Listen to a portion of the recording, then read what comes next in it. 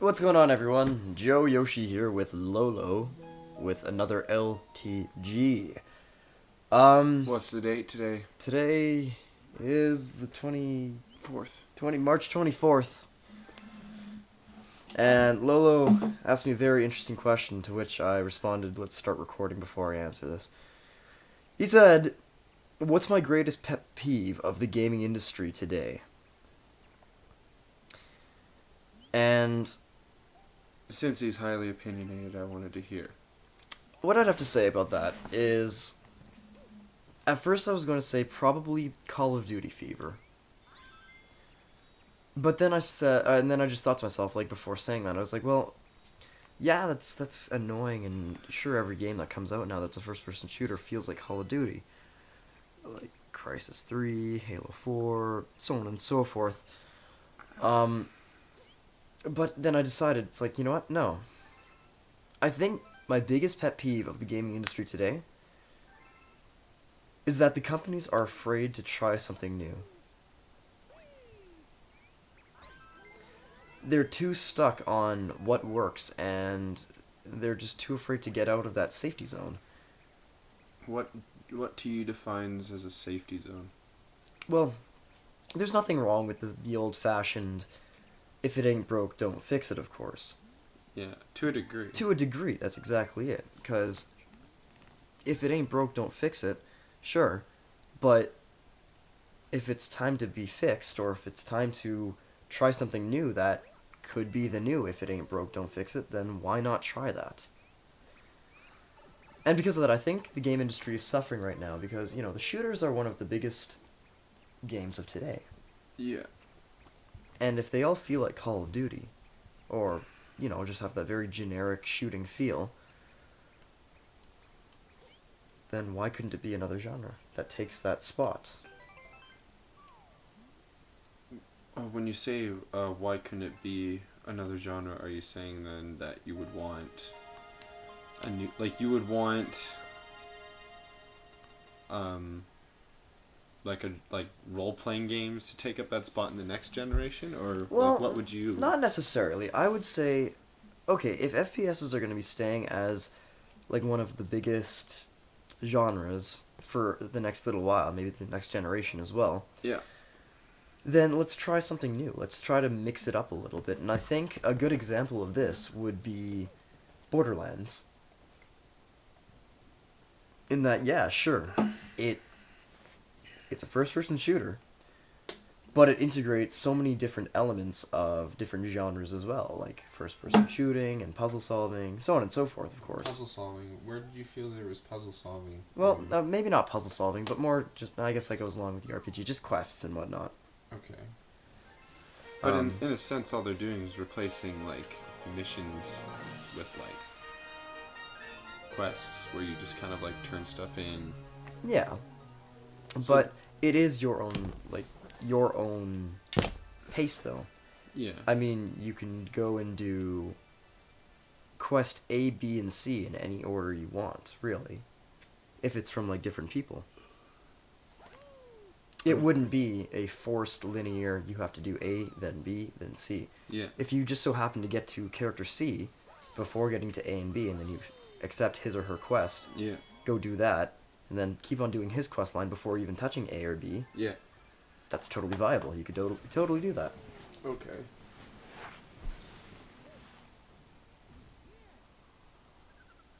So then, I guess, going back to the original question then, Mm-hmm. what, like, what would you like to see, come up now, since we're just around the corner towards next gen? Well, personally, I would like to see, and of course this isn't going to happen, just the change of focus from first-person shooters to another genre. What genre would you like to see in particular? To be honest, I don't know. I haven't really thought of it. But, you know, it's... Unless companies are going to try and innovate like they did with Borderlands and try something new with an old style genre, or not an old style, just like a very familiar genre, then I'd say let's just bring in something new. Let's go back to platformers, Okay. for example, of course. Yeah. Um, I'm kind of excited to see what BioShock Infinite brings, because that was another very, very, very unique first-person shooter that I really enjoyed, both 1 and 2. Yeah, the first one was especially creepy. Yeah, exactly. So I'm excited to see what that brings to the table. And who knows, maybe if that does good enough, it'll motivate companies to be like, well, alright, instead of releasing Call of Duty 42, let's try to do this instead. So you're saying you'd like to see a bit less of, like you'd like to see more variety in, like, AAA titles, kind of like what we were seeing in the 6th gen? Yeah. Yeah, that's... Yeah. I would like to see that.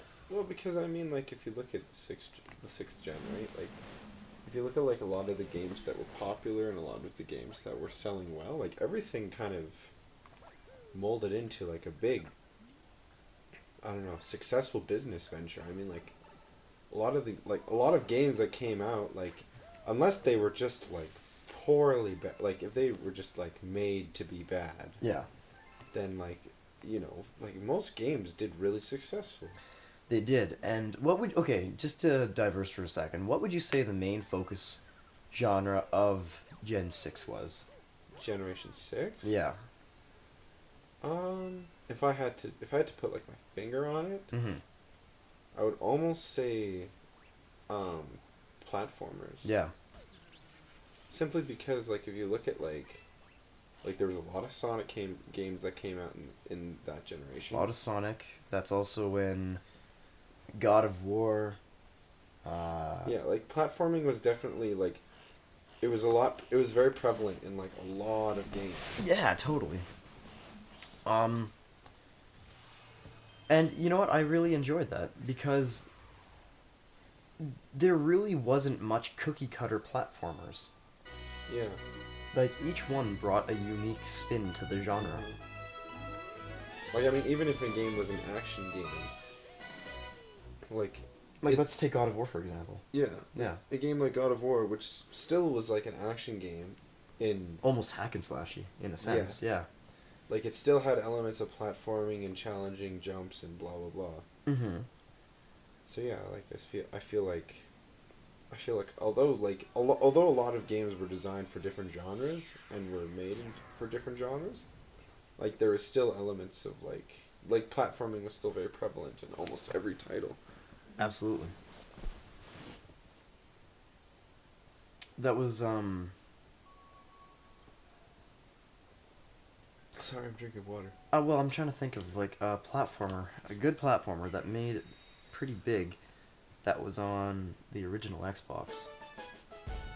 A platformer? Yeah, like a good platformer that was on the original Xbox. Because, of course, we can think of ones for, the PlayStation 2 and the GameCube. Okay, I guess, if you want to count it, although I wouldn't count it, the remake for Conquer, it had platforming in it. Yeah, it did. It had a lot of platforming. It was a remake of an old game, but yeah, I guess you could count that one. But, well, that doesn't really bring much uniqueness to the table, because it is just a remake, a port. Mm-hmm. No, like I said, it probably doesn't count, but... I mean, at the top of my head, I can think of Conquer. Yeah. Like, are we talking exclusively to the Xbox? Exclusive, yes. Grabbed by the Ghoulies. That wasn't a... Was it? No, there wasn't. No, it was just like It a was puzzle-y kind of... Yeah, puzzles, hack and slash, that sort of thing. Mm-hmm.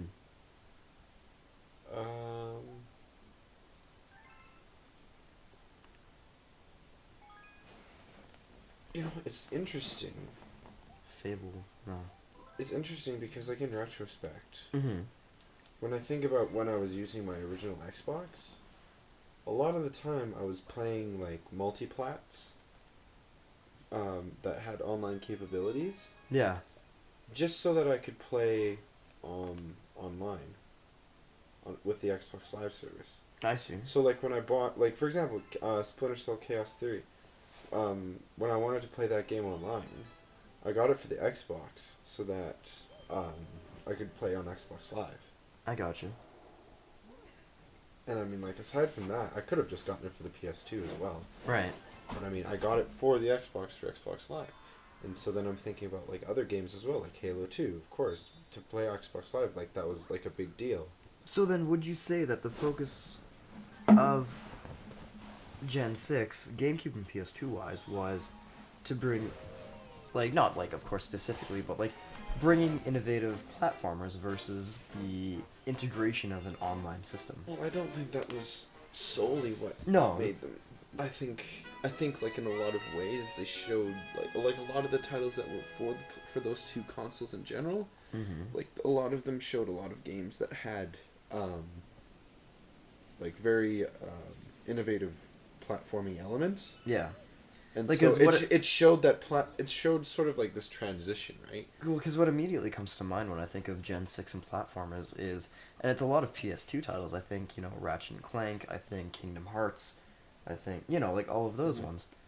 And I also Or think like the Jack series. Jack and Daxter, oh hell yes. And all the Sonic games. Super Mario Sunshine. Yeah, Super Mario Sunshine, of course. Mm-hmm. But none of those are Xbox. Yeah, I know. Because, like, the thing about... I guess the thing about Microsoft... At the time is they didn't really have very many first-party developers, did they? Well, not only that, but, like, they didn't really have, like, a face for them, you know what I mean? Like, when you think about, like, Nintendo, you think of, like, Mario and, like, like, Legend of Zelda and Metroid and that sort of thing. Kirby, so on and so forth, yeah. And then for the PlayStation, you, like, at that time, at least, you thought of, like, Crash Bandicoot, Jack and Daxter, Ratchet and Clank. Absolutely, Spyro even, too. Spyro, like, games like that, Mm-hmm. And then, Sony kind of dropped a lot of their IPs for whatever reason, like Crash and Spyro. They both there were actually Crash and Spyro games that got released for the GameCube at one point. That's right, yeah. And that was really interesting. So then Sony kind of lost their face, and then they sort of had this they had Ratchet and Clank and Jack and Daxter for like their action titles. Sly Cooper, yeah. Yeah, but then after a while, like they kind of lose their charm when like that's all you have, right? Mm-hmm. Because I mean, like when you think of games that Nintendo makes, and maybe just because I'm a Nintendo fag as well, but like when you look at Nintendo games, they have this kind of charm and appeal to them with all the characters they have, and like each of the characters are like put in different games to give you different feelings, right? Right. So you kind of have like this, like you have this very like strong variety, and you also have like strong memories attached to it as well. And so like I feel like Sony kind of slipped up on that path because it was like you have so many good things that you could do, so many awesome and they never ideas capitalized on them to kind of like to give a strong presence to their label. Right. So yeah, jeez, I don't know, like it's disappointing really because yeah. Ratchet, Clank, Jack Daxter, Sly Cooper, Crash, like they were amazing IPs. They were so much fun. Spyro was a damn good IP. Oh, absolutely. Yeah, I don't know. I don't know where the slip up was. I think it was, like, okay, well, if we're talking Sony specifically, I think it was them trying too hard to appeal to mature audiences. Yeah. Because in the PS2 days, what IPs did they really have that appealed to, say, quote-unquote, a more mature audience? A more mature audience. Well, I mean, they had Killzone 1, or was that PS... No, that was PS2. Yeah, it was PS2. PS2. SOCOM, I suppose. Yeah, SOCOM was pretty damn popular. Yeah, SOCOM was pretty popular. A lot of the Tom Clancy games were played online for the PlayStation 2 as well. I mean, although they were multiplats, like I'm talking IP specifically. Oh yeah, that's right. Sorry. Resistance? Was Resistance 1 on? No, Resistance that was 1 PS3. was for the PlayStation 3. That's right. So I guess they did have a couple.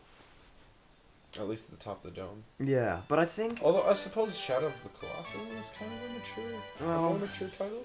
it would be on the same level as Zelda, I'd say. Okay, yeah, I suppose so. Yeah,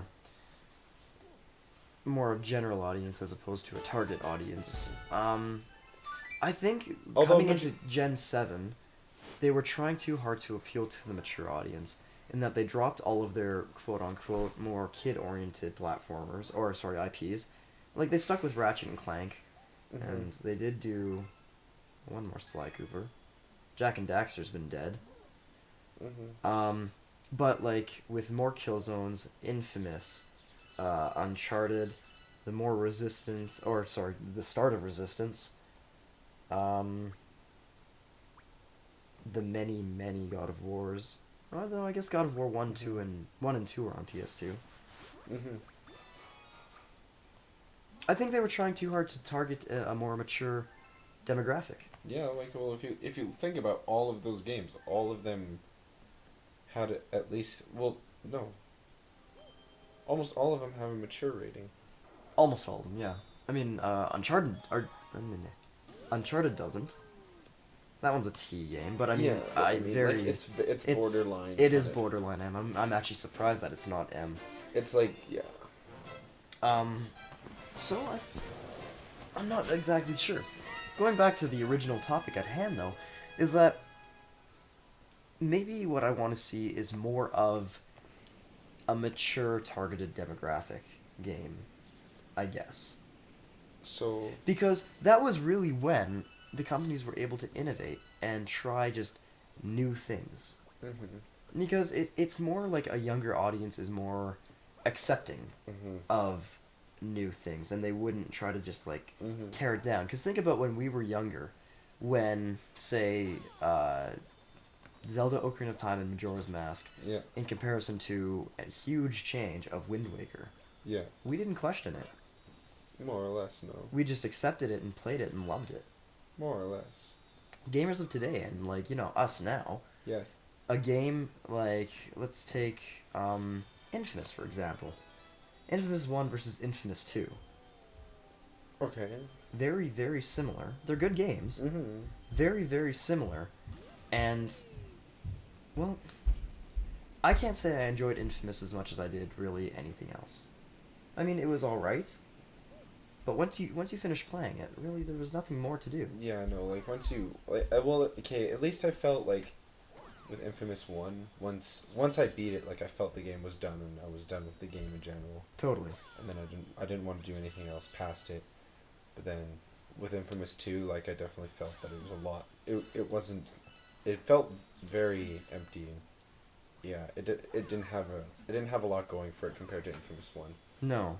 Because once I finally finished Infamous 2, it was just sort of like, you beat the game, good for you. Well, and I don't know. Right. And it totally killed the feel for me. Well, that's exactly it. And now with the reveal of Infamous 3, which looks like it's got the very similar like environment and just feel towards it. I mean, there wasn't really much footage shown of it, but it was the PS4 launch or PS4 reveal that they showed off some. Well, I think it was just a CGI trailer. Yeah. It doesn't get me excited. No, it doesn't, because I don't know, maybe it was just me, but it felt really angsty and juvenile. Like in general, just the unveiling of it just was angsty. Well, I'm not talking about that. I'm talking about the comparison between Infamous 3 and then the prior ones, 1 and 2. Yeah. Versus like my example of Ocarina of Majora to Wind Waker. It's not a jump. It's not a huge grand scale leap. Yeah. They're not innovating. They're not trying anything new.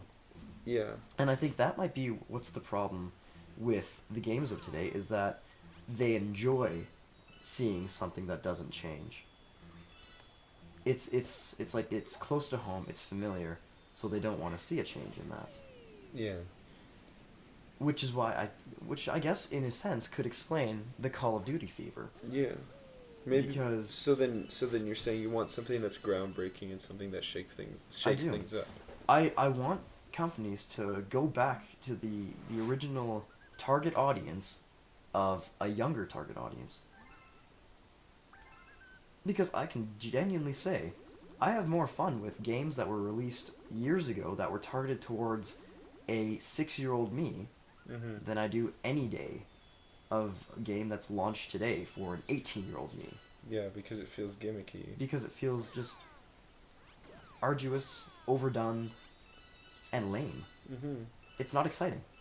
And there's nothing that, and like, there's sort of like, there's just a lot of like angsty themes in general in games now, to the point now where it's kind of becoming redundant to just keep making games that are just constantly like really just dark. The same theme, the same... Dark or angry. Unless you do it really right, i.e. BioShock or Spec Ops The Line. I was just going to say Spec Ops. Yeah. And that's kind of how I feel. Like, I won't dig into this too much, but that's why I feel like Spec Ops itself as a game gets really mixed reviews. Totally. Because a lot of people are going, well, yeah, this is a really good game, and the game incites a lot of feelings in you. Totally. And so you get torn up as to whether or not the game was good or not. But inevitably, if you think about what games back in the day made you feel like really good and made you really remember them the most, is because they incited feelings in you. Exactly. And like how we were talking... It's the emotion factor. Like how we were talking the other day, how like when I was talking about Banjo-Kazooie, and how like in Grunty's lair when she laughs at you, that alone incited a feeling of fear. Oh, just that cackle. Yeah. Yeah, fear of the unknown. And I think, yeah, you know, you're onto something there. Because if every game of today that has the Call of Duty approach to it, it's familiar. You know what to expect. You know you know how to play. You know what's going to happen, more or less. With Spec Ops, at first I thought, like, seeing trailers and whatnot, I thought it was going to be just another Call of Duty knockoff, and I was not excited for it. And then, I was working at EB Games at the time, and a customer came in, picked it up, and they came back later that day just because they forgot to pick up something. And I was like, oh, hey, you're back? Did you play it yet? And they're like, oh, dude, it's absolutely incredible. It's like, isn't it like Call of Duty? Not at all. I was like, oh, really? What makes it so unique? And he said he didn't play it very much, but it was just mostly just the storyline. I was like, okay, that's interesting. The story drives the game home. Totally. So like it has if a game features, is going to take a Call of Duty approach or something like that, or just a first-person shooter in general, let's forget the Call of Duty approach, first-person shooter in general, and it has a really good storyline, BioShock, Borderlands 2, Spec Ops The Line.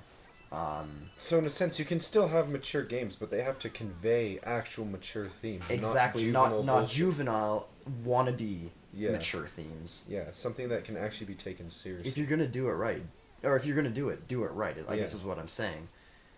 Maybe that's why games that were targeted more towards children did so well too, is because they weren't being taken so seriously. They were kind of given more of a chance to kind of more leeway to say, all right, well, let's try this on an audience and see how they like it, right? It's like when it gave you a chance to be surprised. It's sort of like when like a 3-year-old's able to write out anti-disestablishmentarianism. You're like, oh shit, didn't know you could do that. That's pretty damn cool. Yeah, sure. Yeah. That was a really shitty analogy. No, it made sense though. So yeah, that's what I want to see in the gaming industry, and I think that's my biggest pet peeve, is that the companies are just not innovating. They're not trying enough to wow the audience. And I think that's something we can agree upon for sure. Yeah. And I think that concludes it as well. I suppose so, yeah. It's a little bit of a shorter LTG, but let us know what you guys think. Put down comments below, and also give us ideas for other topics we could talk about.